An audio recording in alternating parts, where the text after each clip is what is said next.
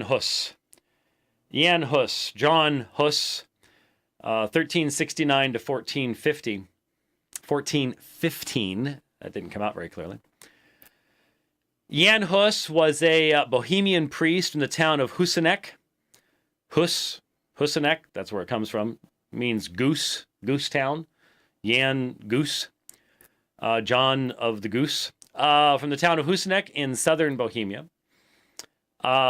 In the 1390s, he encountered Wycliffe's ideas as they spread across Europe. Remember, they couldn't spread as quickly because this is prior to what? The invention of the printing press, at least in the West, in the middle of the next century.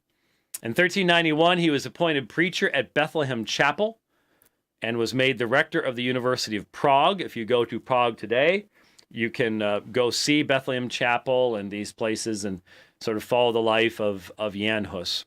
Remember, one of the pre-Reformation reformers. Most probably due to the influence of Wycliffe's ideas, he translated the Bible into Czech. You always seem to, it seems to be connected with the work of the Spirit of God amongst a people when there is a desire to translate the scriptures into the language of that people. And so he does this. He preaches the doctrines of Wycliffe, was very popular in Prague. And this one always caught me because here's another, I do have I have varied interests. They all are somewhat related, though not necessarily all the cycling and running and rowing stuff. But he also confessed, sort of in a sense of confession, he also confessed to like to play chess. And I love to play chess too. I don't have time anymore. And to play well, to get better than I once was as a kid, because I was very good as a kid. I mean, if you're 14, you play 1800 USCF level chess against 60-year-olds at 14. Yeah, I really got into it as a kid. Would take too much time. You just have to study so many openings. It's just not really a possibility anymore. And I have numerous chess programs on my iPhone that can crush me with regularity, so it's not quite as exciting. But anyways, Jan Hus liked to play chess. Theologically, he drank deeply of Wycliffe. He denied transubstantiation, which Wycliffe had recognized was a modern dogma. And it was. At that time, it was barely 150, 160 years old as far as dogmatic status was concerned. Taught justification by faith alone and said that Christ, not the Pope, is the head of the church. And if you've watched some of the Luther movies, when Eck goes after Luther at the Leipzig disputation, this is what he's quoting from. He's quoting from Jan Hus and specifically saying that Christ, not the Pope, is the head of the church and things along those lines. As a result of these teachings, he was summoned to the Council of Constance in 1414 under a promise of safe conduct from King Sigismund. Now, the Council of Constance was not called about Jan Hus. It was called to heal the schism in the papacy, which we'll talk about here in a moment. Well, depending on how much time we have. And so they had bigger fish to fry, but he was called before the council since it was meeting. Why not? King Sigismund gives him a promise of safe conduct. And so he comes into town with a small army of supporters and protectors. So what his enemies did is they just kept putting off dealing with him until many of those supporters and protectors had to go back home. They had crops to take care of. They had lands to manage. And so finally that small army is gone, and so Hus is arrested and brought before the council July 6th, 1415. He asked repeatedly to be shown from Scripture where he had erred. Sounds familiar. His entreaties were ignored. He was forced to sit during his farcical trial, dressed in a black robe, wearing a dunce cap with devils painted on it. If you want any further evidence of how ridiculously unfair the trial itself was. Wow, I found this old copy of The Fatal Flaw, and I just opened it up and found a business card, and it is one of my old. This would be sometime after '89, but it's got our old phone number, 266-2537, fax area 99. Oh yeah. Remember that? Yeah. There it is. That was in the back. I hadn't seen that. It's fun when you find that old stuff in your books. Go, wow. See when I last looked at this. But here is the story of his death. It's found in The Fatal Flaw, which it just comes from Philip Schaff. Huss was led by an armed guard of 1,000 men to the place of his death.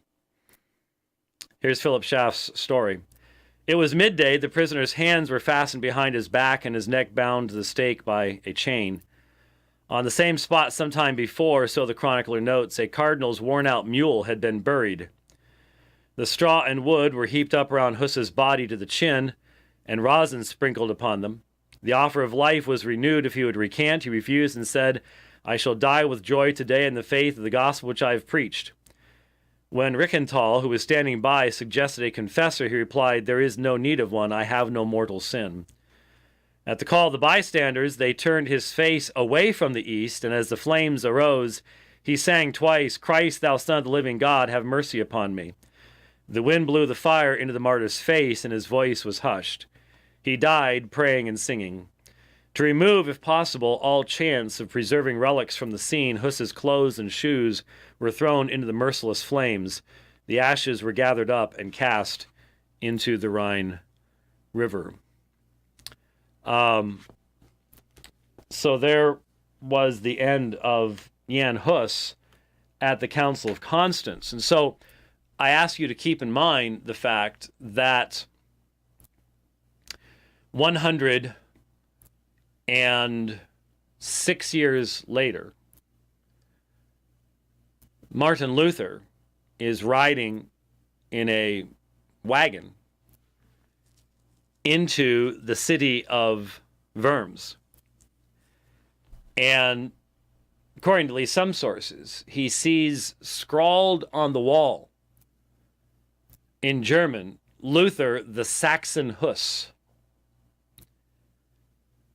And this would have communicated to him that even though he had the promise of safe conduct from the emperor, that he was a heretic just as Huss was. And Luther had admitted by this point in time he was a Hussite. He had not known that when he had started. Eck had forced him to come to that realization at the Leipzig disputation. But what would that have communicated to Martin Luther? But that he was going to his death. And that really is what he was thinking. That really was what he was expecting, as he did not believe that the safe conduct promise that had been given to him would have any more positive effect for him than it had for Jan Hus.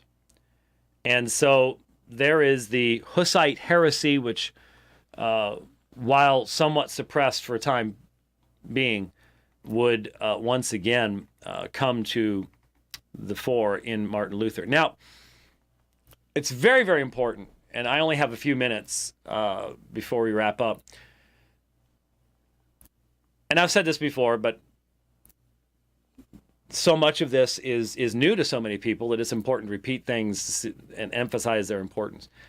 There were many factors that came together in the rise of the Reformation. And if we don't recognize what they were, we will end up with an inaccurate, invalid view of what took place at the time of the Reformation.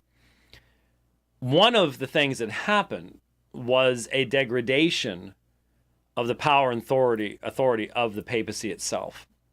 And it wasn't so much due to the pornocracy way back in the 10th century and at that time. No, this is a much more recent memory, and it's called the Babylonian Captivity of the Church. And basically what this was, what it refers to, is the papacy had been involved in political activities since the 6th century and before. At times, who the Pope would be was decided by who had the biggest army, or who had the most amount of money, who had the most political influence. By the beginning of the 14th century, the Franks, had gained the upper hand in the control of the papacy. You control the cardinals, you control the papacy. In 1305, the Archbishop of Bordeaux was elected as Pope, and he took the name Clement V. But he never went to Rome. Instead, he was the first Avignon Pope, for he moved the papacy to Avignon, France. So he was elected by the French cardinals, but said, I'm not really big on that Italy thing. I like things here better. And so moved the papacy to Avignon, France. For most of the rest of the 14th century, no pope lived in Rome. No pope lived in Rome. Clement was succeeded by John the 22nd, a ruthless, powerful man who was then succeeded by Benedict the 12th. Remember, we had Benedict the 16th, who's still alive, actually. And Benedict the 12th began the construction of the papal palace in Avignon. Benedict was involved in helping France against England in the 100 Years' War, as was his successor, Clement VI. Clement was an extravagant spender, even buying Avignon for the papacy. Hey, I like this city. Let's buy it. His successor, Innocent VI, was equally wasteful in spending money, and he spent a good deal of time working on regaining papal control over Italy, which had been seriously compromised by the move to Avignon, which makes sense. Now, Urban V was a simple man who wished to see reform in the church. He returned to Rome in 1367, began rebuilding projects, but eventually gave up the effort and returned to Avignon in 1370. The next Pope, Gregory the 11th, left Avignon in 1376, returned to Rome. Upon his death in 1378, however, Urban VI was elected. However, the cardinals, about 80% of which were French, had become accustomed to their privilege and getting to live in France. And upon finding Urban II independently minded, they declared his election null and void and elected another pope, Clement VIII. Armed forces of the two popes clashed. Clement retired to Avignon in 1381, marking the beginning of the Great Schism. France, so now you've got two popes. You've got one in Rome, you've got one in Avignon. France, Spain, and Scotland supported Clement VII. Italy, the Empire, the Scandinavian nations, and England supported Urban. Parallel elections continued right into the next century, with neither side willing to compromise with the other. Both popes are involved in anathematizing the other pope, and hence their followers in other nations. You now have Europe completely split between a two-headed church. Some of the cardinals from both sides met at Pisa in 1409 because they recognized this could not continue on. Attempted to heal the schism. Both popes refused to attend, so the cardinals deposed both popes and elected another, Alexander V, but neither of the first two popes accepted the third, so now there were three popes after the Council of Pisa. The council also raised what's called the Conciliar issue, that being the idea that a council was superior to a pope. Finally, in 1414, the Council of Constance was called, which we just made reference to in regards to Jan Huss. It sat for 4 years, from 1414 to 1418. We know in 1415 what they did with Jan Huss. In 1417, a new pope, Martin V, was elected by the Council of Constance, and the other three agreed to his election. So you had a healing of the schism, but that healing required a council. And so for a period of time, there is a rise in Conciliar Ism, the view that councils are superior to the papacy. It seemed for a while that conciliarism had triumphed, but this triumph was short-lived, and soon the popes were again proclaiming their superiority to the councils, and men died who continued to hold to the conciliar position, even though historically the papacy had not been able to heal itself. It required a council to do so. So why is this important? Because the Great Schism and the Babylonian captivity shook people's confidence in the divine authority of the papacy.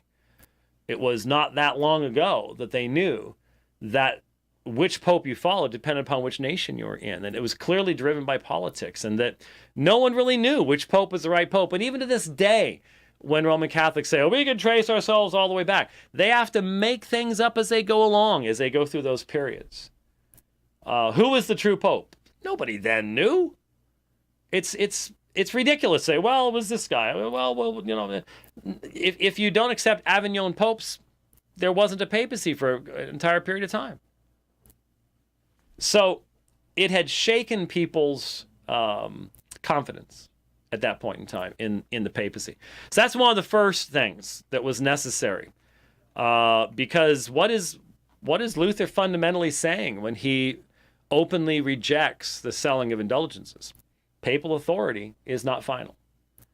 The scripture is. Well, you can't do that when everyone thinks the Pope is the final authority in all things.